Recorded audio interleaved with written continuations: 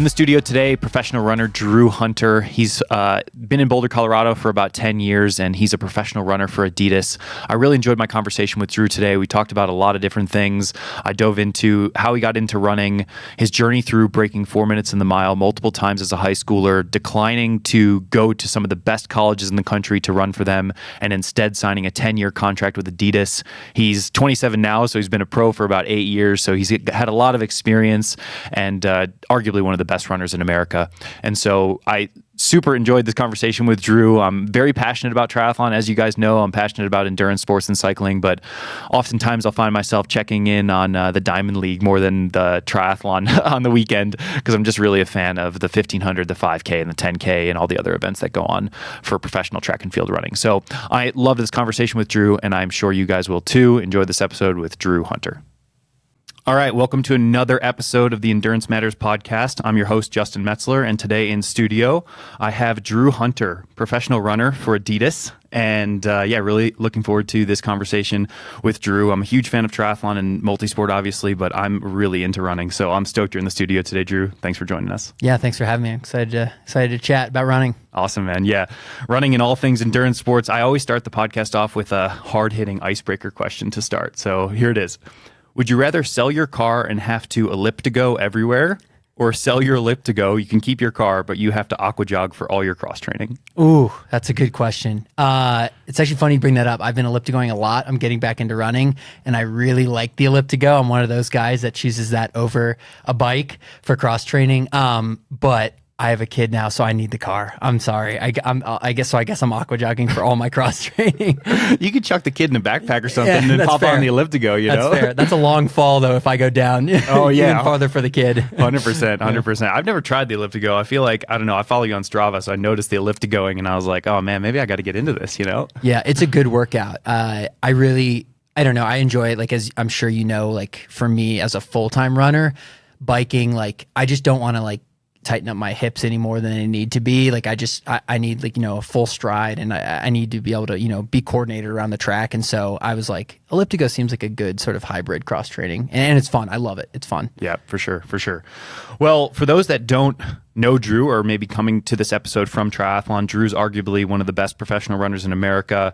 He was an incredibly fast high school runner, breaking 4 minutes in the mile multiple times, and comes from a long line of runners in his family. So I want to hear more first. I have a lot of very detailed, deep questions, but we need to get a little background going here. So how did you get into running in the first place?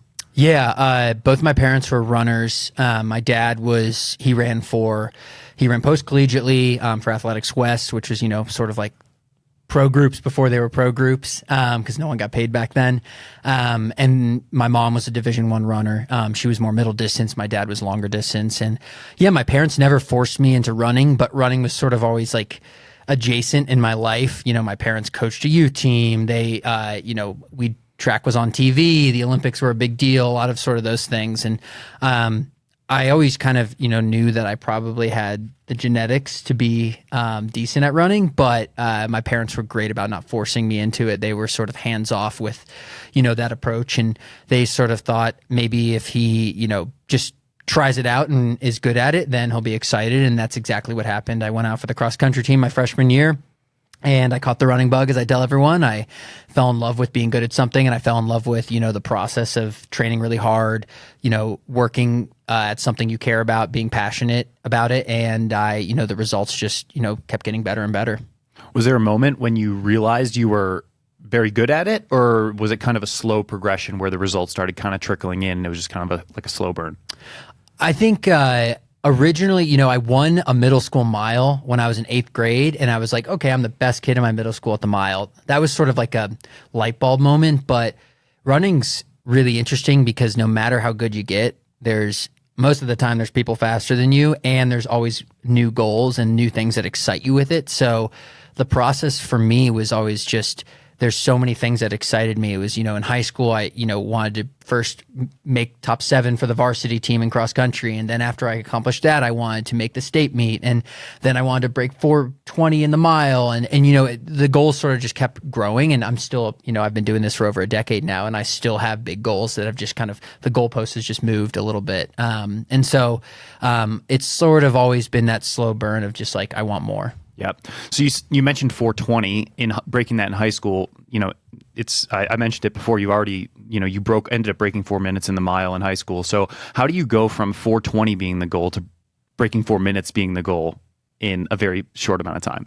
Yeah, I stayed healthy all throughout high school, and I just got better every single year. My parents did an excellent job, sort of managing expectations, but also realizing like I was talented and we don't need to, have all of this talent be used up in my high school years. They wanted me to have a long, fruitful running career, college, and hopefully even beyond college. So for me, I just sort of, I fell in love with running. I fell in love with the process, and all my race results took care of themselves. Like, I don't even think I remember writing down I need to break 4 minutes. I just started to believe that I could do it, and I started to train accordingly, and, the results followed. Yeah. How in high school, and I guess during that time, how obsessed with running were you? Because I know from my perspective, I got into triathlon in middle school, kind of similar situation, and I was just obsessed with training, and school was sort of like, all right, I'm going to do what I got to do to get by. And I was just like very singularly focused on triathlon. Was it similar for you with running? Yeah, I was such a running nerd. Once I caught the running bug, which I'd say was my freshman year, like I was always on the internet looking up my competitors' times. I was obsessed with training. I consumed every single piece of content out there about people that were better than me, what workouts they were doing, what they were eating, how, their sleep habits.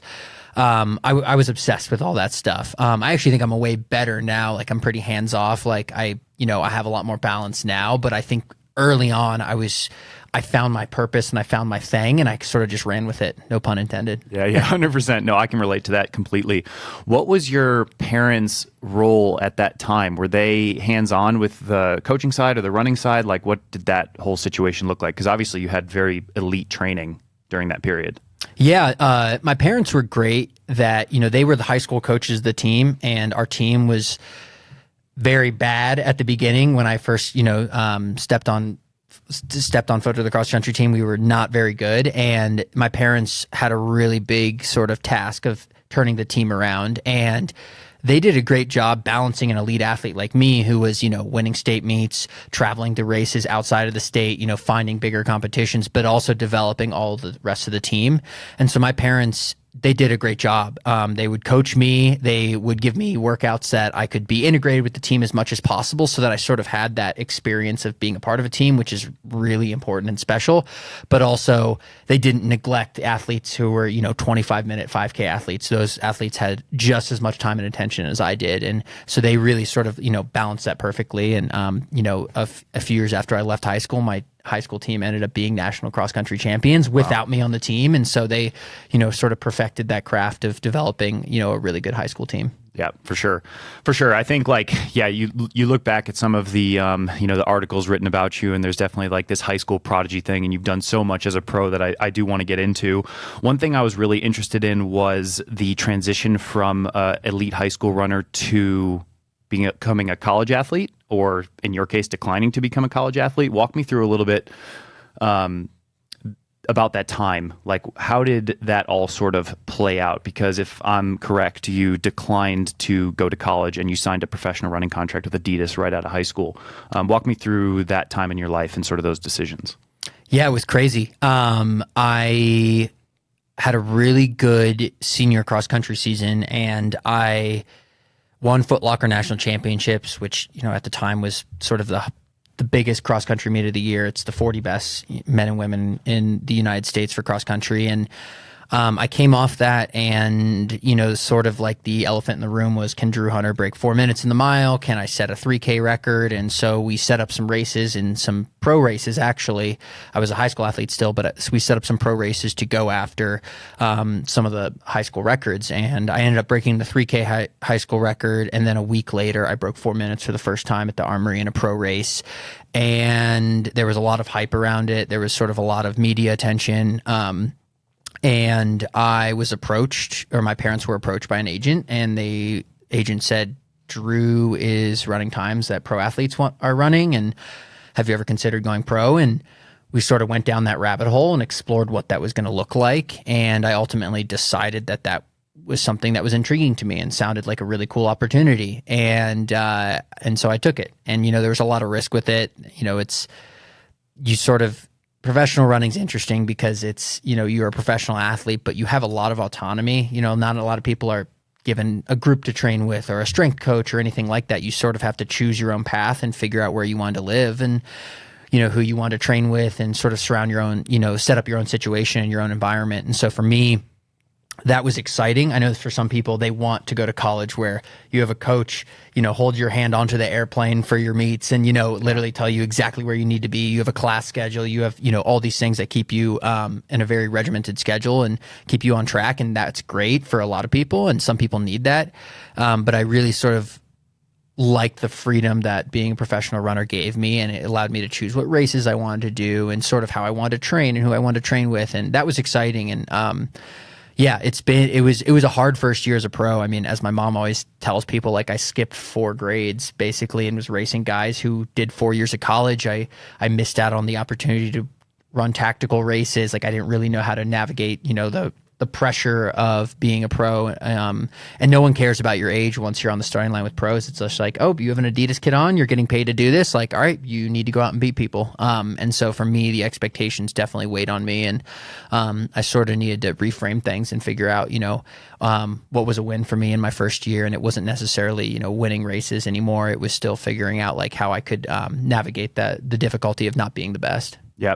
Was the expectation more self-imposed or was there actually somebody from Adidas saying, hey, we've got this expectation that Drew is running 356 in the mile now, or, he's getting into professional races and winning them straight away? Or was it more kind of like a personal thing?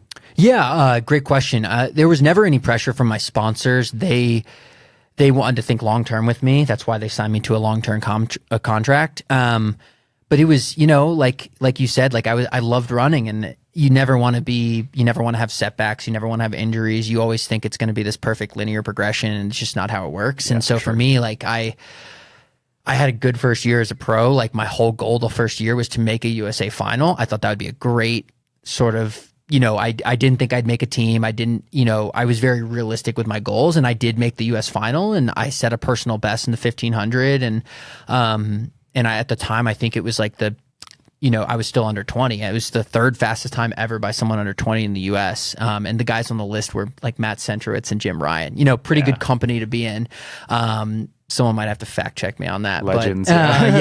But, I think it was really more just like myself. Like I just felt pressure all of a sudden. When you're in high school, it's just, you're just running because you love it and you're around your teammates and it's fun. And, I was winning all those races. Like I was beating people by a lot and it wasn't really, it was like, even if I didn't run a time I wanted, I beat people by 20 seconds. And so no one really cared. So yeah, for sure. And there's a different experience when you're just winning races. I think that is just a different feeling than progressing into the pro ranks and everyone's a lot more even, and maybe you're just not winning races anymore. And even though you're performing and getting personal best, it's just not the same feedback personally as winning is. I'm curious to hear more about the actual like contract itself, because from what the internet says, that was a 10-year contract. Is that correct? I think it was 9 years. Okay. It's so funny that we're actually having this podcast. I'm in, like my contract's up and I'm in negotiations now with my agent and with my sponsor to figure out another contract. So it's actually really funny that we are talking about this. Yeah, because I'm really interested in the business side of the sport. Like in triathlon, the sponsorship's kind of a big deal of what we do, and it's maybe a little bit different because it's a bit more piecemeal. You've got a lot of different sports going on, and I think the contracts are less significant. I feel like from what I understand with big professional running contracts, it's kind of like enough to sustain you maybe for your life, whereas in triathlon those are maybe a little bit more difficult to come across. You kind of have to piece together maybe 5 or 10 smaller sponsors to make it sort of the equivalent of one Nike sponsorship or Adidas sponsorship. But at the time when you sign a 9-year contract, is that something that's going around, or is that unusual? Yeah, very unusual. Most contracts are 2 to 4 years for runners, the Olympic cycle. Yeah, for sure. That's sort of how, if you're coming out of college and you've run pretty well, you're an All-American and the Olympics are in 2 years, a company's probably going to sign you to a 2-year deal. Or if, say, the Olympics just happened and you're a top athlete and you're a stud, you'll probably get a 4-year deal with a company through the Olympics, because a lot of the bonuses, a lot of sort of the financial incentives are around the Olympics because it's such a big deal for our sport, and world championships and sort of those are the high level races. But yeah, so that's how it works. My contract was rare because I was one of the first people ever that signed a pro high school deal. There was a few sprinters and there was a few female athletes that have done it, but even Alan Webb, who's sort of like, the legend of had all the high school records, he went to Michigan for a year, didn't work out, and then signed a pro contract with Nike. So sort of the route I took was a little different, and we've since then seen a few other people do it. Hobbs Kessler, who was fifth in the Olympics in the 1500, went pro. Totally. Josh Hoey, who just ran 143 in the 800, went pro out of high school. Ironically, all Adidas athletes, which is cool. That's a really long running contract. And running's weird because a lot of careers, the longer you stay in the career, the more money you make because, you're working up and you're taking on more responsibility. Running sort of the opposite. People get really excited about you when you're young, and then the older you get, you're kind of kicked to the curb, and you're old news. And so obviously running's gotten a little bit better with, the financial situation. And I feel like companies are really actually supporting people and allowing them to, be professionals. And we can't be professionals if we're not getting paid livable wages, obviously. Totally. Yeah. So nowadays it's completely different than the landscape was 10 years ago. You've got the introduction of the NIL money coming in. How much of your experience was dictated purely by the dollars and cents that someone like Adidas is coming in offering versus just the opportunity to race professionally? Because nowadays you have the NIL situation where a company like On, Adidas, or Nike can come in, sponsor a collegiate athlete for probably similar value to whatever you were getting paid as a high schooler, and they can still have that college experience.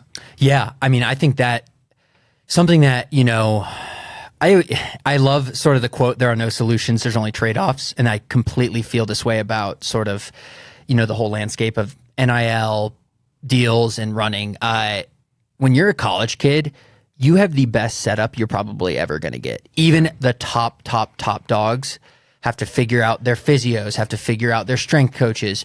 Everything in college is given to you. You're told when to get on your flights. Your flights are paid for. So if you're a college kid, sign an NIL deal, get a degree, have teammates, have a coach, have a strength coach, have all the facilities you need, have all your travel paid for, and save or invest that money that you're getting, and you'll come out of college in a really good spot.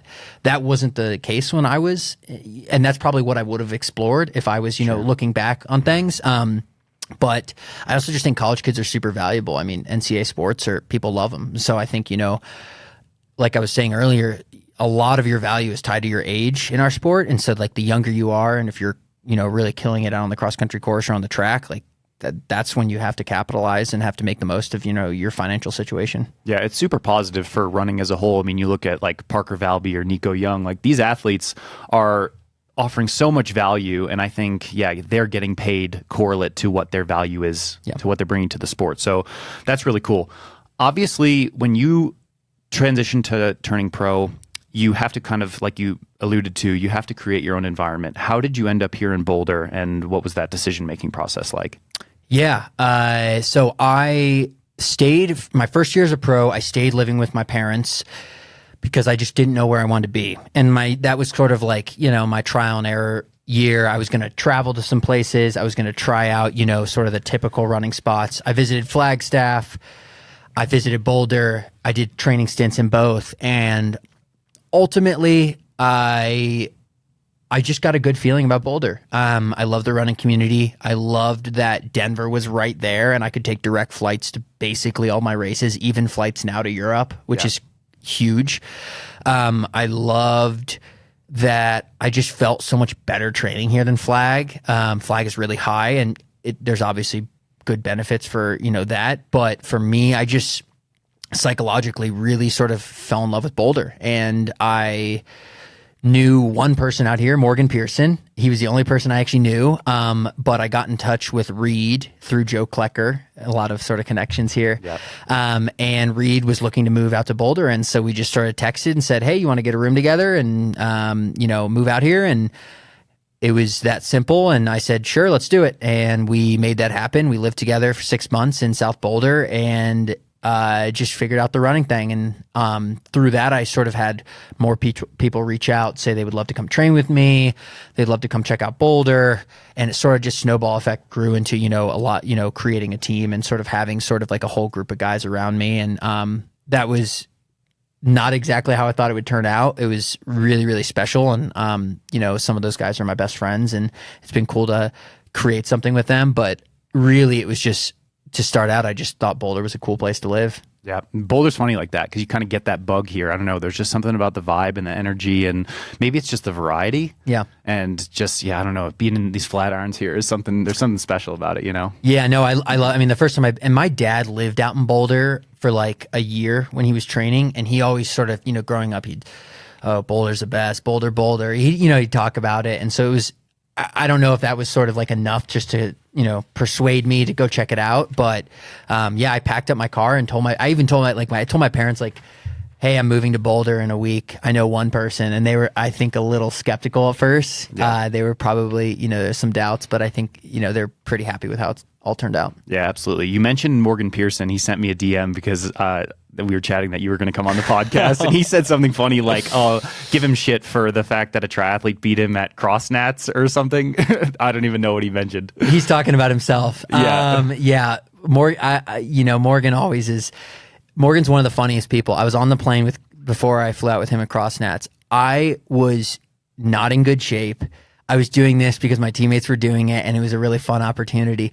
Morgan is the biggest sandbagger ever. He comes on the plane, "Oh, I'm not fit. I've only been training for a few weeks." I go look at his Strava, and he's doing like insanely hard workouts, and I've done like 5 by mile and like 5:05. Yeah. And of course he beats me, but it is what it is. Morgan's a great competitor, and he's always ready to go, and I respect that.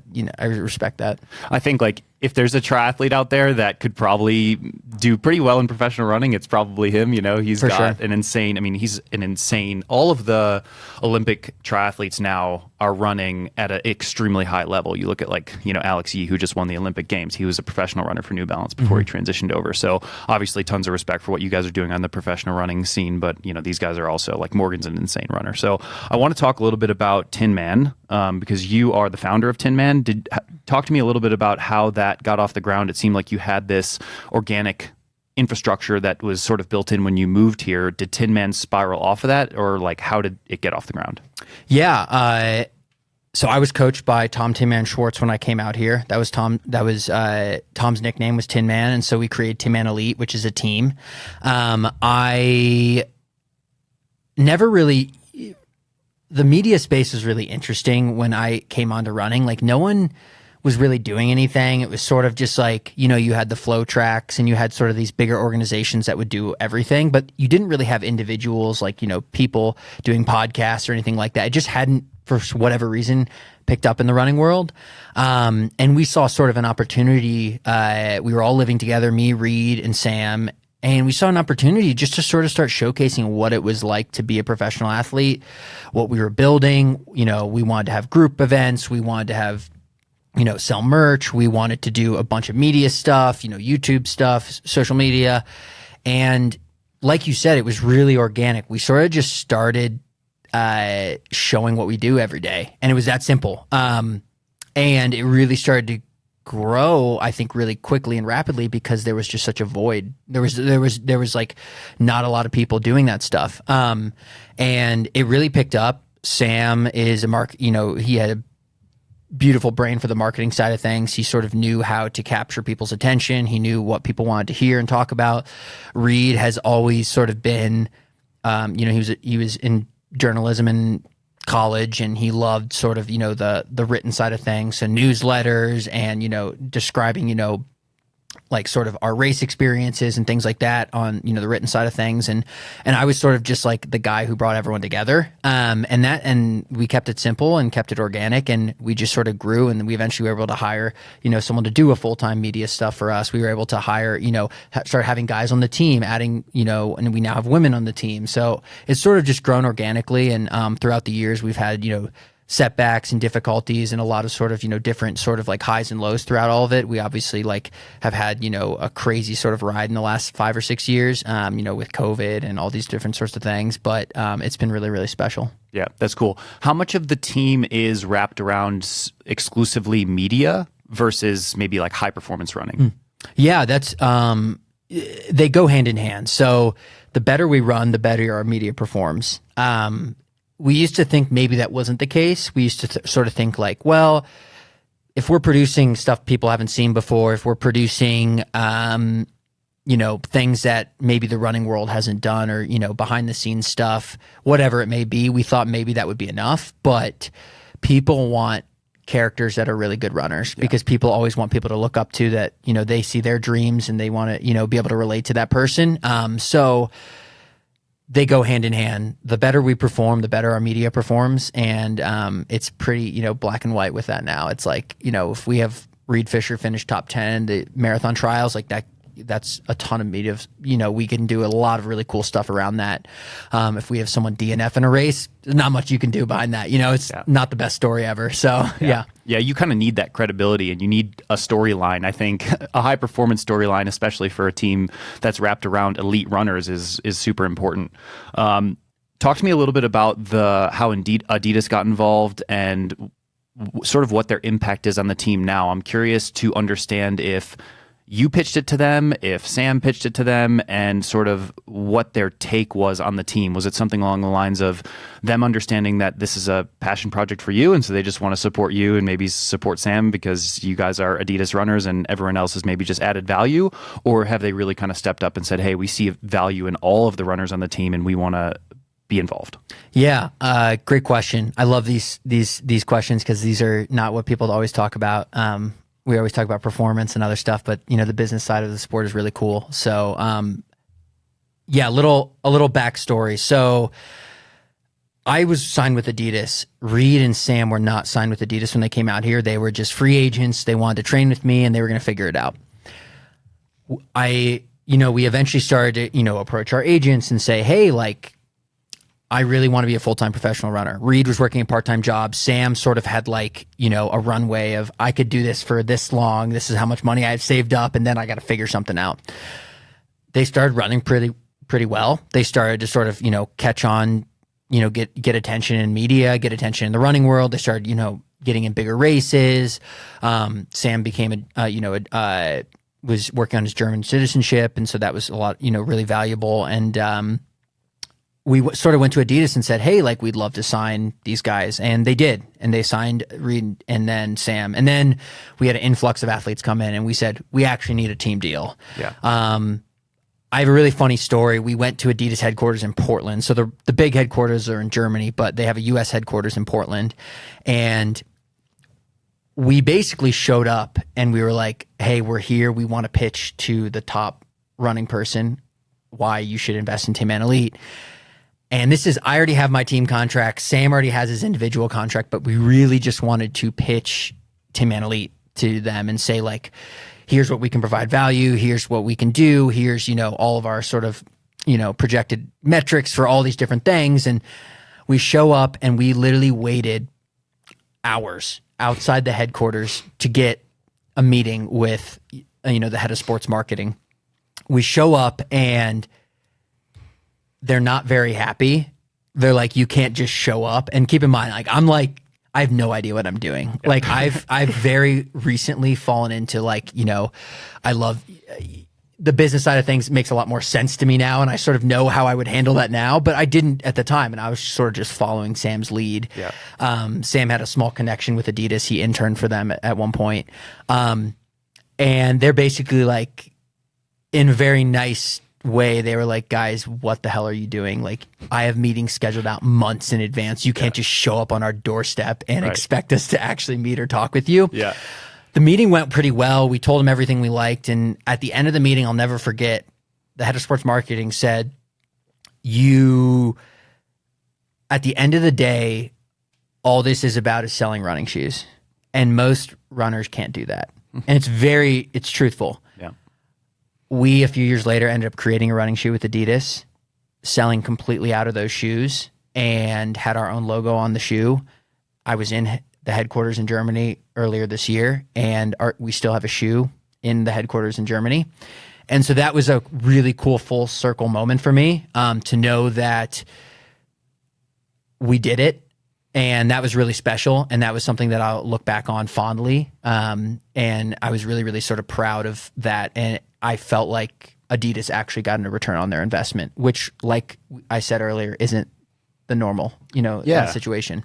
That's a very interesting perspective. I'm interested to hear your take on that specifically, because it's very similar to maybe bikes and triathlon or wheels, right? So these are very expensive items. Shoes are a little bit more consumable because you can maybe buy, a shoe for $100, or if it's a carbon plated shoe, maybe $200 or $300 is the max you're going to pay. A bike can be $10,000. So it's very difficult for these company CEOs or sports management directors, sports marketing directors to understand the correlation to sponsoring an athlete and getting the return.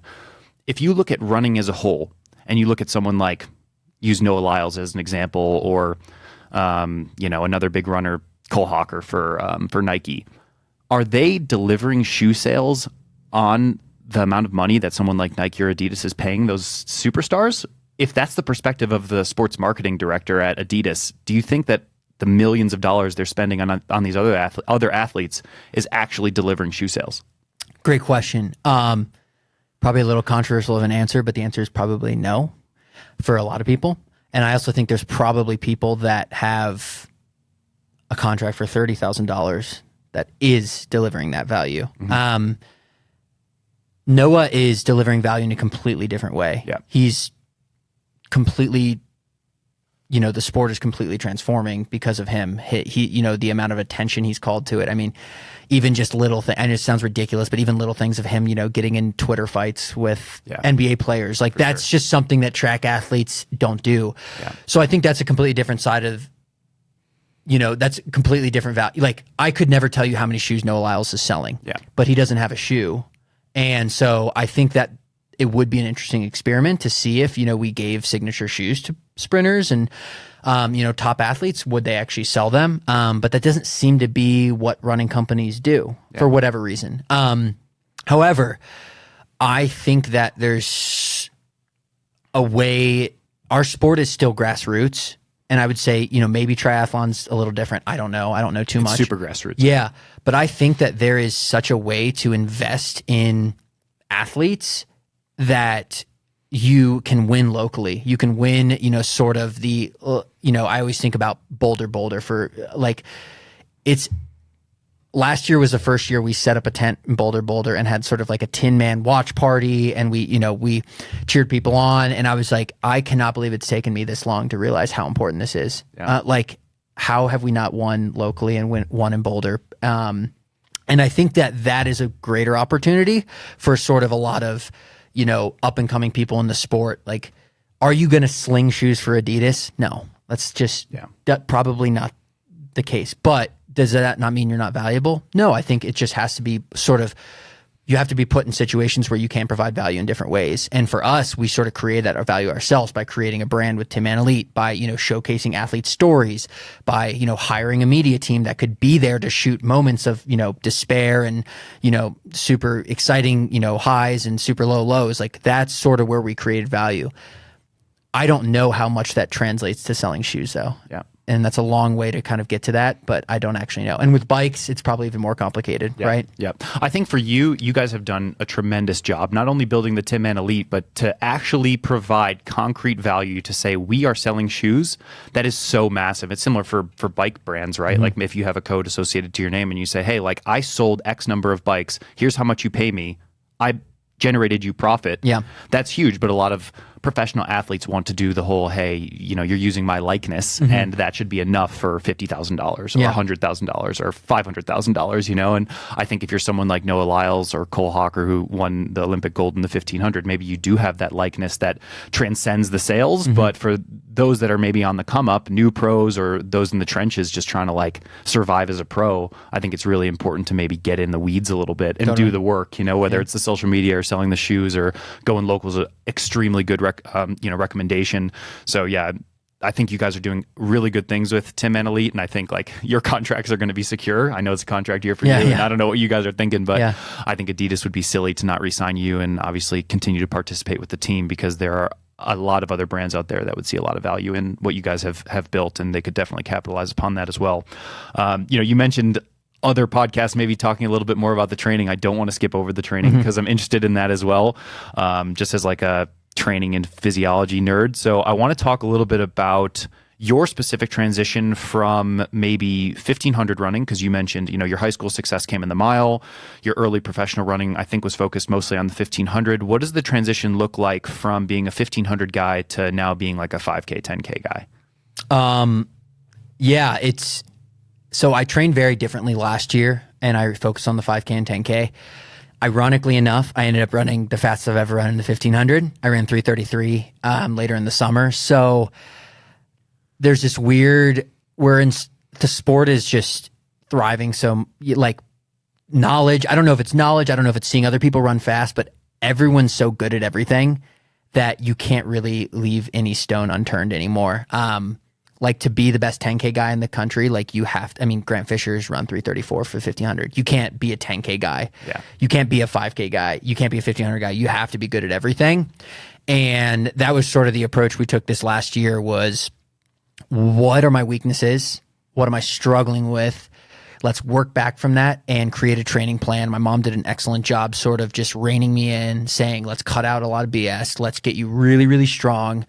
And let's have you run a great 10K. And I think you'll be able to thrive off of that. You'll be able to run a good 5K. You'll be able to run cross country. You'll be able to run a 1500. And that's what we did this last year is I really got super, super strong. I got really confident from doing that training. I think people sometimes don't give that enough credit, but doing training that you feel good in, feel like your body's sort of like recovering from, feel like you're adjusting to, feel like you can do time and time again is super important. And I think like for me last year, being an Olympic year, we just had to really get down to the basics of like, let's get really strong, let's get really, efficient, and let's stay healthy. And I think you can do well in everything. What distance are you most stoked about right now? That's a good question. I think I can run a really good 5K. I ran 2 5K last year. Like I got sick at the trials, and so I had to drop out. I got COVID, doubling back from the 10. I ran 13:08 in my first 5K last year, and I just feel like I can run sub 13. And I think that sort of finally is, putting me in contention to make teams and, be somewhat competitive on an international level.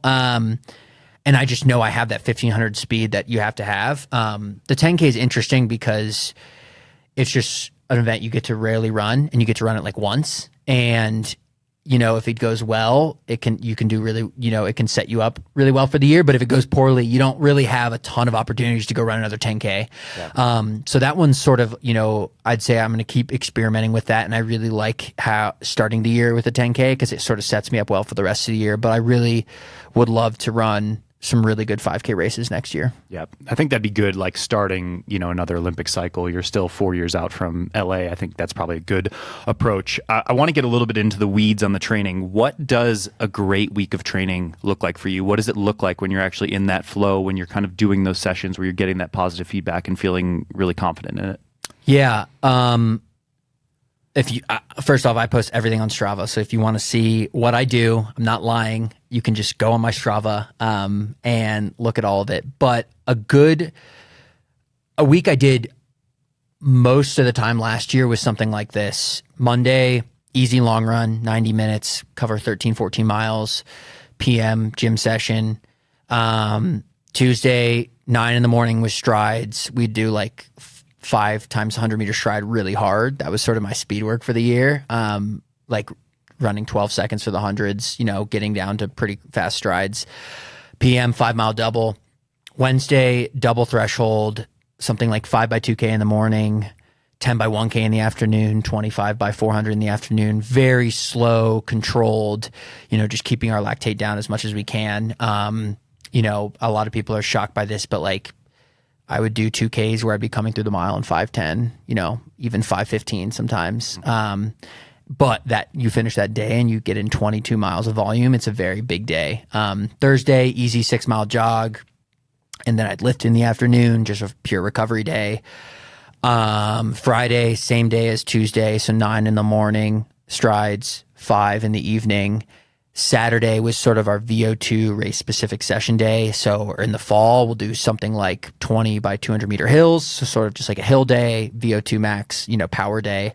As we transition to more track races, something, a workout I love doing this year is we did 20 by 400, where we had sort of like 5 sets of 400s, and we would do, get faster each set. So start at like 62, 63s. And the last set we're running, 57s, 58s, off of, 90 seconds, 2-minute rest, something like that. That changes throughout the year and based on what we're doing. If in the fall we do more cross-country style workouts or longer intervals, and as we get closer to track season, faster stuff. And then Sunday, just an easy jog or off. And a good week is around 90 miles. And I could do that year round, rinse and repeat. That's sort of like a standard training week for me. Yeah, I mean, it's a very impressive week. You mentioned using lactate to dictate some of the training intensity. How much are you guys focusing on hitting like LT1, LT2?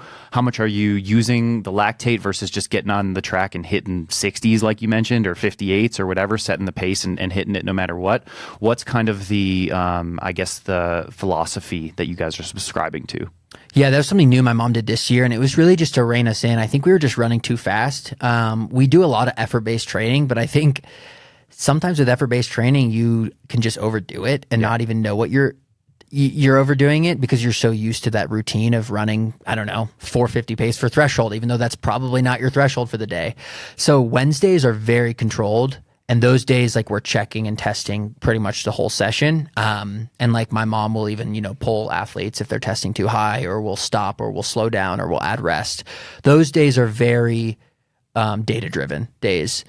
Saturdays, those days we're not testing, we're just getting after it. And those are the days that we feel like are, giving us confidence for the races and reminding us that you got to run faster than threshold pace in the race, those are the hard days. And those days are, very, my mom is hands off in the fact that, she'll give us a range sometimes. She'll say, all right, it's the last rep, you can run fast, sort of that. There's not sort of like a set, you have to run this interval and this time. But we sort of have an objective and goal for the day. And if it's, 5K interval race pace, then there's a lot of intervals that are right dialed in at 63, 62, stuff like that. Yeah, very cool. I mean, I see the videos of you guys out there at Niwot High School knocking it out. Sometimes you'll see us out there doing our thing too. I guess I'm curious to hear more about the team dynamic for those workouts because you have guys like maybe you and Sam who are both going for a 5K at the same time, but then you might have a dude like Reed or Connor who's also there trying to do their thing.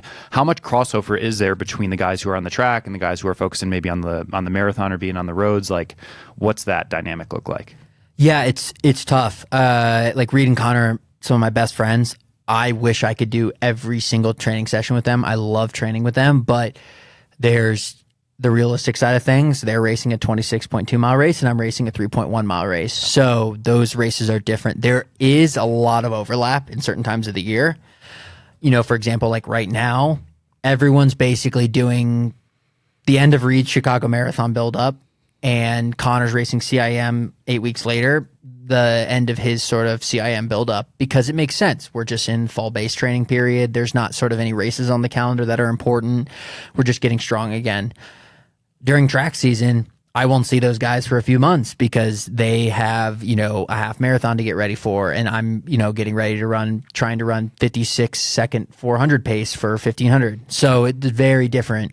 But, my mom does a good job trying to get us to overlap because, like you said, I love the team dynamic of, I didn't move out here to train by myself. I moved out here to have teammates and have people help me get better. And I think some of my weaknesses are,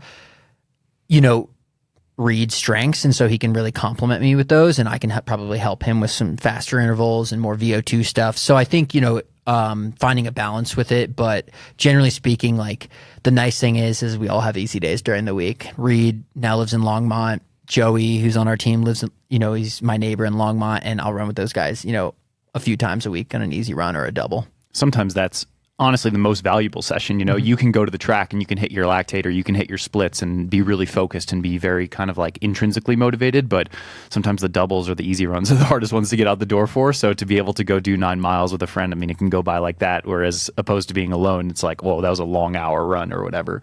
Yeah. No, Reed and I will talk.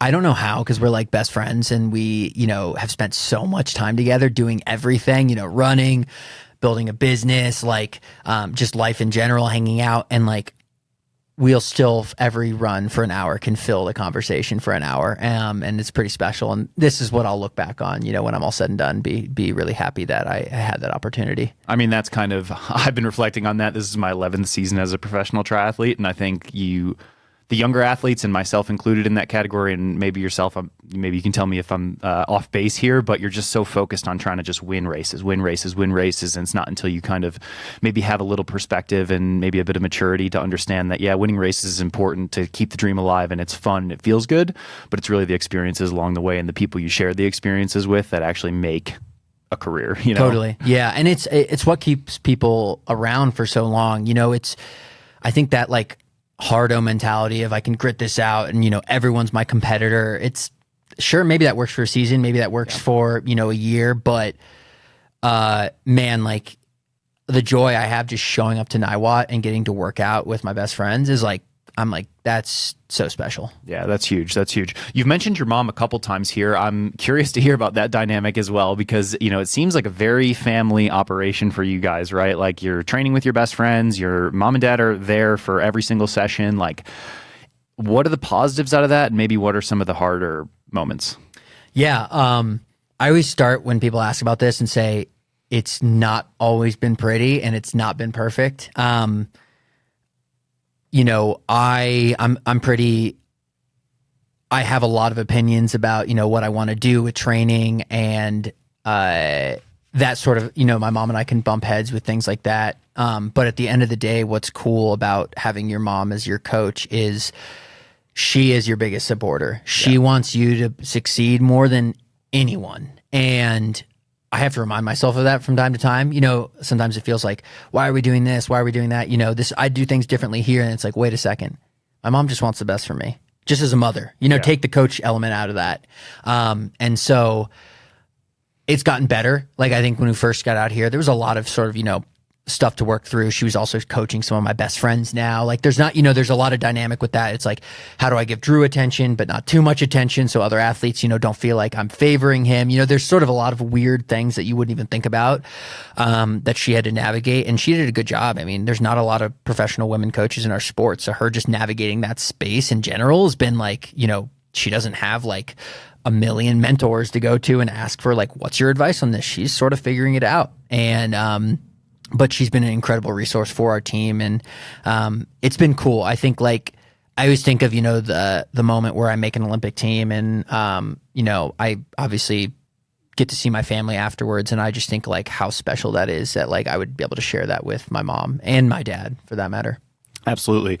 Yeah. You mentioned the Olympics. I don't want to, overshoot that because it's obviously a very important part of running. I'm sure it's a North Star goal for you. How much of the next 4 years is going to be focused on getting on that team in LA? For those that don't know, Drew was fourth at the Olympic trials in the 10K this year, missing out on the spot by one, and then got sick before the 5K, so you weren't able to compete in the 5K at trials, which was pretty, you know, obviously disappointing for you and all of your fans. How much of the next 4 years is going to be wrapped up in ensuring that you're on that Olympic team for LA? Yeah, it's going to be, you know, everything. It's going to be my big goal. I'm not going to look at it that way though. Like my goal will be to improve over the next 4 years and set myself up in training and in life and, you know, in all the aspects I can work on so that I have the best shot to make the team. I'm not sort of like a do or die goals person anymore. Like I believe that there are certain things and steps I can take every day to get a little bit better. And if I handle those, then you know, the goals will, I'll be happy regardless of the result. And so for me, yeah, like that's it, you know, like if I get another contract, like it'll be through LA and at that point I'll be 30 or 31.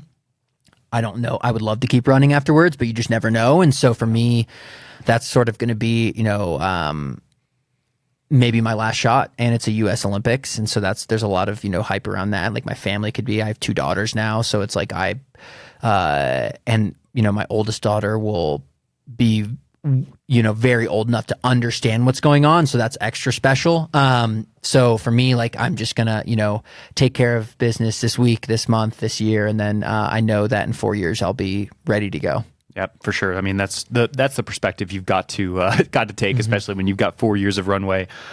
What is running and pursuing the sport at this high level still giving you the same amount of joy that it did maybe 8 years ago or 10 years ago? Yeah, I think it's different. I think it's always, you do the same thing every day. And sometimes you're like, why am I doing this? Or, is there something else out there? Like, is this, but I mean, even today I had the most beautiful 8-mile run. Like, the weather was perfect. My body feels good. And I'm just like, that should be enough for me to just be so content and happy with what running is given me. And I have to remind myself of that, when I'm struggling or the weather's bad or, I haven't a setback or an injury.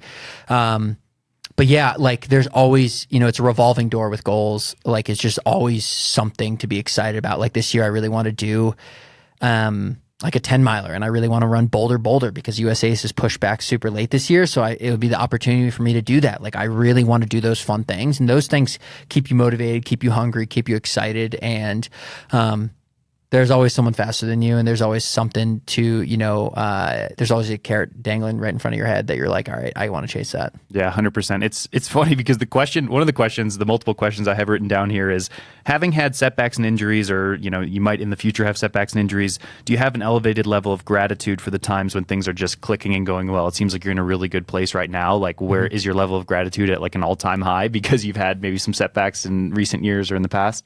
Yeah. This last year, I thought it was going to be my last year. I just didn't think I was running well enough. I thought like my body was sort of failing me. I just like felt bad all the time. And it's like, it's hard to, as motivated as you can be, if your body's sort of not following suit and you can't do the training that you think you need to do to prepare your races, it's not that fun. And so for me, I was sort of like, I went into this last year just soak in all the moments with your teammates, soak in all the race experiences, soak in the nerves that, maybe have overwhelmed you in the past, and be like, this is so cool that you get to experience this one last time. And ironically enough, I had a great year, and things have sort of been looking up from there, and I feel really optimistic about the future. And yeah, you're just carrying gratitude to the starting line, and that's a really powerful tool to have. Like, I mean, there's obviously, the Tom Bradys that are the hardos, and, that will be the most dedicated, hardworking people and will outwork you. But I think sometimes the people that win on the starting lines are just people that are so like in love with the process of what it is to be a professional runner, that they just show up and they're like looking around the stands and they're like, this is so cool. And this is the last time I could get this opportunity. So go out and, give it everything you can. Yeah. I mean, you're hitting me deep right now, man. I'm wondering if this, I'm feeling those a little bit. Like, my body's been kind of failing me for the first time in my career. And I'm wondering if maybe 2025 or 2026 might be the end of my career. And so, like, what would you say to me or the other people that are out here listening to this podcast that are sort of like at that precipice of not knowing what the future holds? And what do you do on the day-to-day to just kind of keep going? Yeah, great question. For me, it was really, really simple. And it was just, all the reasons that I fell in love with the sport, get back to those. So whatever that may be, it may be just going for a different run with a friend. Like, it could be just trying a new running route that's beautiful that you've just neglected because you're like, I'm just going to run from the house today or whatever. It could be simple like that. It could also just be, I think, in some of my worst, like, darkest moments when I was injured, I stopped thinking about myself. I started showing up to practices, timing people. I started, like, we have a camp every year, and I was in a pretty bad place, and getting to talk to the campers that were high school kids that were, inspired by my story. It's like, I think if you can zoom out and think a little bit less about your own running, you'll actually sort of create this environment where it's put in its place, and then all of a sudden it can click again, and it sort of comes back in maybe a different form. And for me, that was having kids too. Like, it completely changed my perspective on everything. And I realized so much that running was now about supporting my family, and also just about, like, being able to, know that this is just a chapter of my life, and that I have so much more beautiful, incredibly exciting things to look forward to post running, and it's not everything. And so for me, that was huge. And like I said, I sort of got back to the things that I loved about running to begin with. Yeah, that's a great answer. I feel like I could ask you a million questions all day about running and about life, because I've really enjoyed, our conversation today. I don't want to take up too much of your time, but what is, I guess, one thing that you're really looking forward to in the future? You mentioned your two daughters, obviously they're young. What's something, whenever you're done with running, whether that's in 4 years or 8 years or whatever it might be, that you're really looking forward to getting into? Okay, this is a funny answer, but I talk about it all the time with my wife, and I really want to have, so my parents are coaching our team currently. I want like a family compound with my wife's mom and my parents, and like I want like 10 acres. I want like all of my siblings who have kids to be there. I just want to dive into everything family. Like I felt so called to that, and so it felt like that's been so transformative for me. And so like I sort of have this goal of just being able to buy a plot of land and build up our dream home and have my parents there and have my wife's parents there, and sort of like dive into that.